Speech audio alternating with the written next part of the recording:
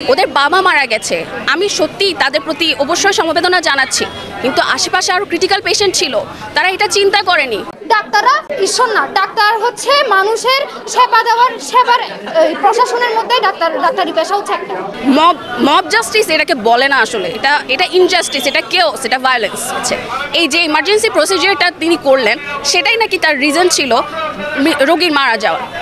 তাহলে একটা প্রশ্ন আসলো, তারা কেমনে জানে যে প্রসিজারটা আসলে ভুল ছিল কিনা, তারা কি পড়েছে কিনা, এটা নিয়ে তাদের জ্ঞান আছে কিনা।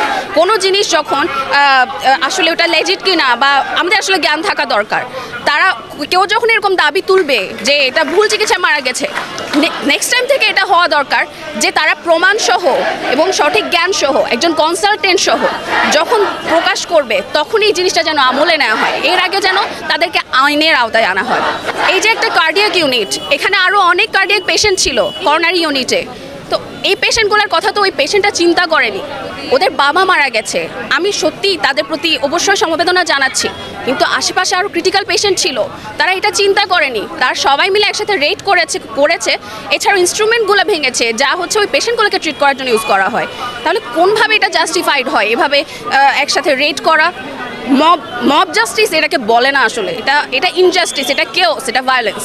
আমরা চাইবো যে ডাক্তারের সুরক্ষা চাই, ডাক্তারদেরকে কেন নামতে হবে? এই যে আজকে ইমার্জেন্সি বন্ধ করে দিচ্ছে, তারপর আড্ডাও বন্ধ করে দিচ্ছে, এগুলো তো জনমানুষের সাধারণের ভোগান্তি। তো ওদেরটা ওদের ভালো বুঝতে হবে, ওদের ভালোটা ওদের বুঝতে হবে। আমরা এখন বন্ধ করে দিলে ওরা কোথায় যাবে, তাই না? এটা নিজেদের ভালোর জন্যই বুঝতে হবে যে ডাক্তারদের সুরক্ষা দিলে ওরা আমাদের জন্য এক পা এগিয়ে আসে, আমরা 10 পা এগিয়ে যাবো, এটা হচ্ছে কথা। ডাক্তাররা কখনো মুখ ফিরে রাখতে পারে না। ঠিক আছে, ভালো খারাপ সব জায়গায় থাকে, ডাক্তাররা ঈশ্বর না, ডাক্তার হচ্ছে মানুষের সেবা দেওয়ার সেবার প্রশাসনের মধ্যে ডাক্তারি পেশা হচ্ছে একটা। তো ডাক্তাররা যেখানে সেবা দিচ্ছে সেখানে সেবকের উপর গায়ে হাত তুলবে। এই যে প্রফেশনালের কথা রোগীরা বলছে, এই ধরনের কথা বলার আগে তারা যেন 100 বার চিন্তা করে যে তারা একটা 5 বছর MBBS পড়ে আসা এবং 1.5 বছর ইন্টার্নশিপ করে আসা এবং এছাড়াও বিভিন্ন ট্রেনিং করে আসা, FCPS পড়া, এইসব ডাক্তারদের কাছ থেকে ট্রিটমেন্ট নিচ্ছে। তারা অনেক কষ্ট করে এসেছে ভাইয়া, তারা জ্ঞানগুলো আর্ন করে এসেছে।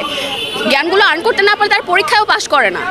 তাহলে এতটুকু তারা বিভিন্ন স্টেজ পার করে তো এসেছে, তাদের ডাক্তারদের প্রতি ওই ট্রাস্টটা থাকতে হবে। আর যদি কোনো ধরনের কমপ্লেইন থাকে এটা অবশ্যই ফর্মালি প্লেস করতে হবে।